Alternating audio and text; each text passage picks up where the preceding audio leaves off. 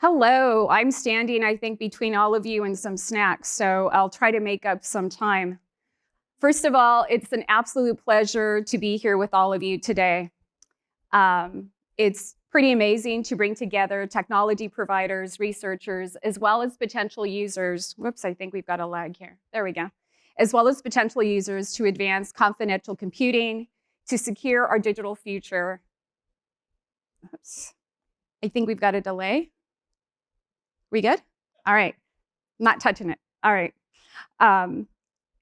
So as we deal with increasing threats, complex global compliance, as well as geopolitical tensions, ensuring that we have appropriate safeguards in place is critical. Data provides tremendous value. However, being able to translate raw data into valuable insights comes with great complexity. My role as Intel's Chief Privacy Officer and Vice President, Cybersecurity, Governance, Risk, and Compliance, I have a broad set of responsibilities. And one of those includes operationalizing privacy and cybersecurity compliance and doing so at scale with agility and efficiency to enable continued innovation.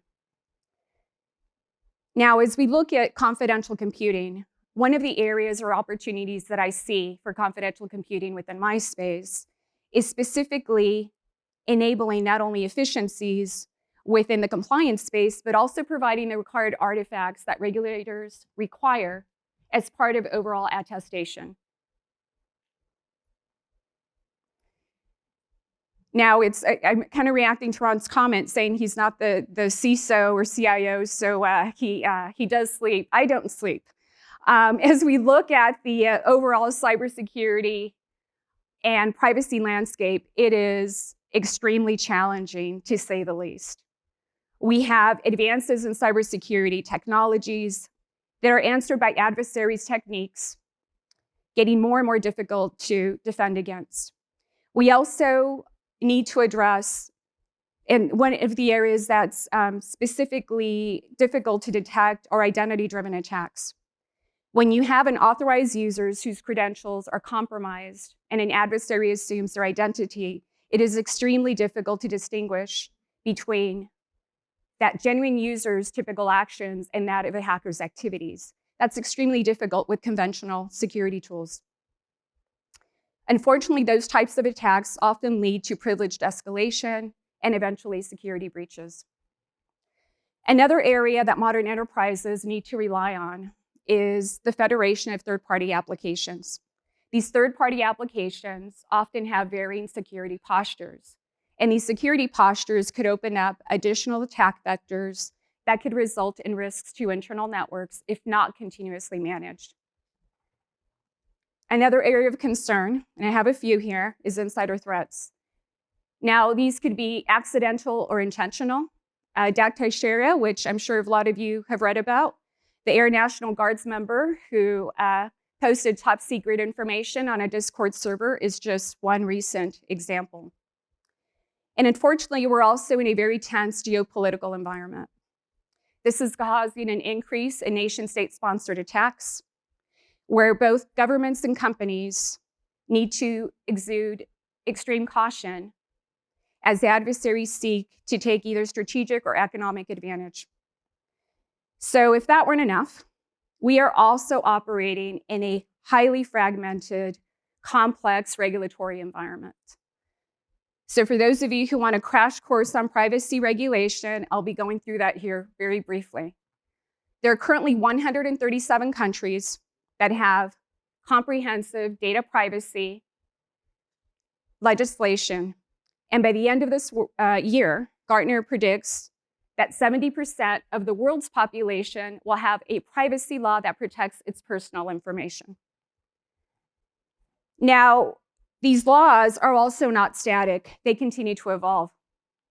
For example, as we look at the dissolution of Privacy Shield with the Schrems II judgment, that has made both transatlantic and international data transfers extremely laborious and complex to comply with GDPR requirements. And it's not only in Europe. This past March marked the end of a grace period to comply with China's privacy law, PIPL. And as of last week, I just checked, Only 12 companies had received formal approval from the Cyberspace Administration of China to formally transfer data outside of mainland China. And we're also actively monitoring India. India's data protection bill is set to go before Parliament this July. Now, if that weren't enough, as you look at the complex regulatory activity, we are also seeing an increase in enforcement actions. Just this past May, and I'm sure all of you read about this, Meta was fined $1.3 billion for violating GDPR. Now, specifically, what that caused was they have 5 months, I believe, to mitigate some specific safeguards. But in the interim, they could potentially be stopped transferring Facebook information of European citizens from the EU to the US. Now, specifically, the regulators called out the inability to protect European data being transferred from and accessed from unauthorized users. Given these ongoing enforcement actions and the changes that we're seeing within regulatory bodies, it's really critical that companies ensure that not only are they aware of the changing legislation, but that they exude care when dealing with regulatory requirements. So I've given you a very brief overview of some of the challenges. I'll cover how Intel addresses and manages the overall risk. We practice a layered defense in depth strategy. And in this, we have a combination, a very comprehensive policy framework that is supported by technical controls as well as standards. These standards and controls are managed by ongoing security operations within our organization, and then it's underpinned by a very robust security awareness and training program. We've taken this framework and really shifted left, and what I mean by that is really look to integrate security and privacy into our IT operations, our product development, and business operations processes. What our focus is and our goal in taking this practice is really to automate defenses and compliance tools to programmatically manage 99% of threat vectors. By doing so, we're able to then take our skilled cybersecurity talent and focus that talent on novel, sophisticated, and targeted threats that are not easily identified by our defenses.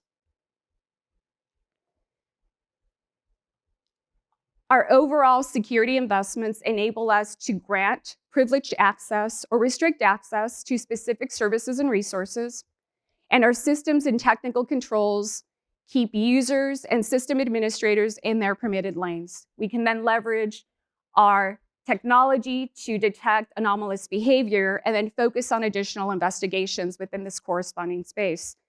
However, challenges still are in place. And that challenge is everybody in this room, humans. Humans continue to be the weak link in the security chain. With one single click, each one of us has the ability to compromise the system, or worse yet, a network. Another recent example, just last month, an ex-Ubiquiti network engineer was sentenced to 6 years in prison after he stole confidential information, demanded ransom from his employer, and then posted it publicly when his ransom was refused.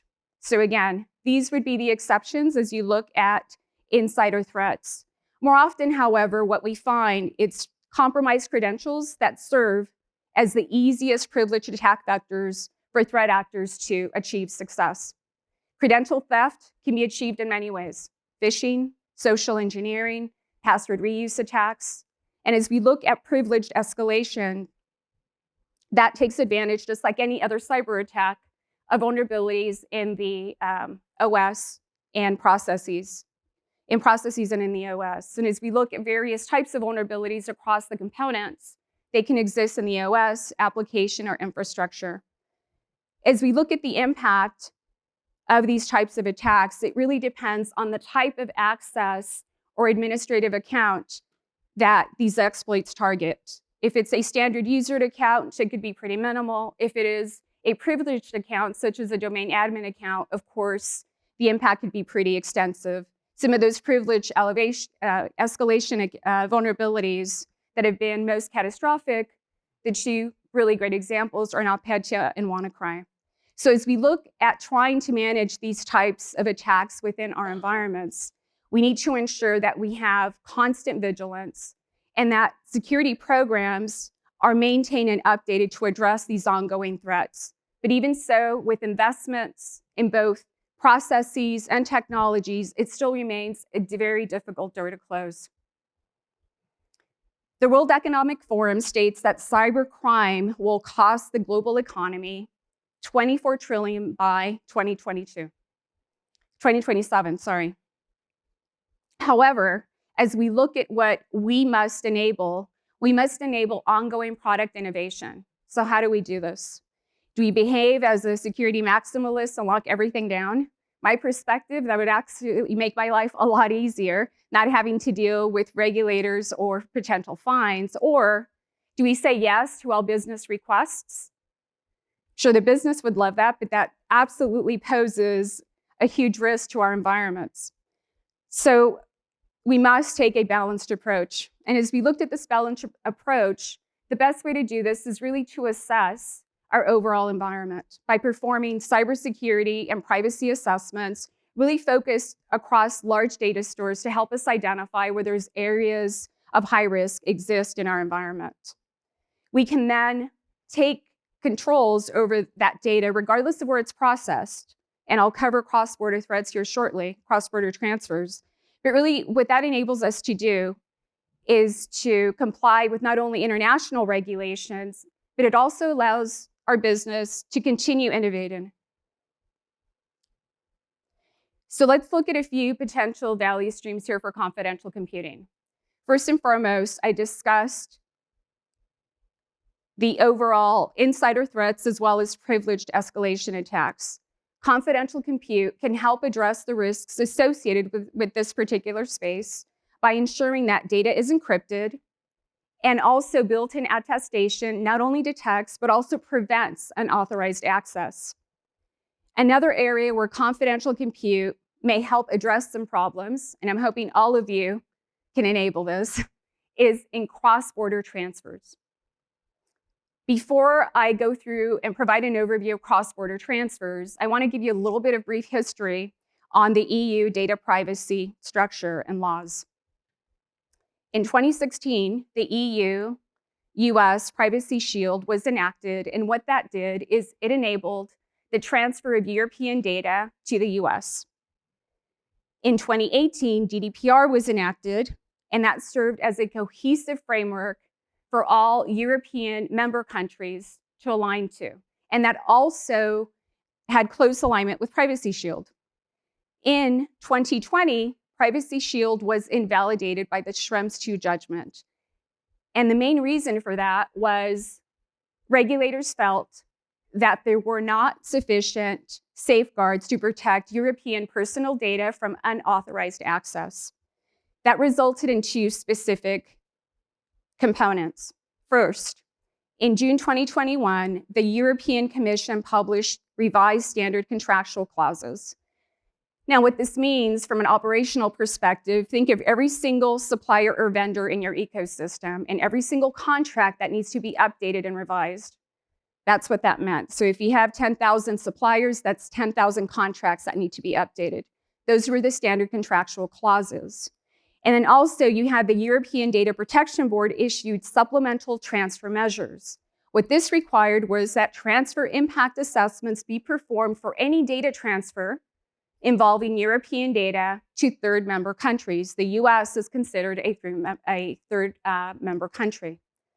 That was extremely extensive. That required identification of additional measures, implementing them before any type of data transfer could occur.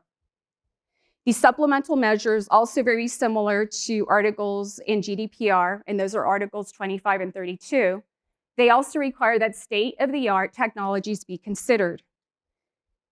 This was very vague in the legislation, and you'll find this in a lot of privacy legislation. In 2021, ENISA and Teletrust published a revised guideline, and in this guideline, it included some definitions of what appropriate technical measures were that met the criteria state-of-the-art. Confidential computing was listed in both the 2021 and 2023 versions as such a technical measure. That's some of the background. Now, what we're currently seeing is the standard contractual clauses now being challenged. And at the same time, the European Union is seeing almost a doubling in the number of data breaches. Just this last quarter, they almost doubled to 17 million records.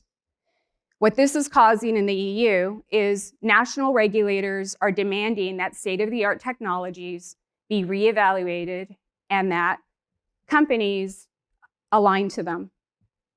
So what this means to me, and as I look at the current environment for multinational companies operating in Europe, more and more US companies are using hybrid and public clouds.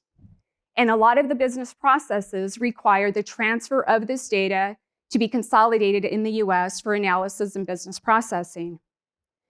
Confidential compute could potentially be leveraged to secure European data throughout the data lifecycle to prevent unauthorized access and also, and more importantly, to provide the attestation that regulators require for cross-border transfers. From an operational perspective, the thousands of hours that are spent performing these transfer impact assessments in today's environment could be drastically reduced if there were a means to bundle these various business workloads and processes into one confidential computing ecosystem to significantly reduce these processes. Now, I mention Europe in this example. However, be aware that every other country is leveraging GDPR as their foundation. China's law is based on GDPR, and theirs is a lot more stringent. Vietnam just passed a law which comes into effect the 1st of July. It's also based on GDPR. So this will continue to be a theme as additional compliance requirements are implemented. And if 70% of the world population needs to align to these requirements, confidential compute may be able to look at a solution to enable the transfer of data between countries as these regulations continue to evolve. Another potential opportunity is in the collaboration of sensitive data. 2 use cases, one in mergers and acquisitions. I also manage mergers and acquisitions. So if we look at the due diligence phase, during due diligence, there is a requirement to share a lot of sensitive information. Confidential compute can be leveraged to share that content. In many instances, during post-close, there are very long delays in that period to be able to integrate systems.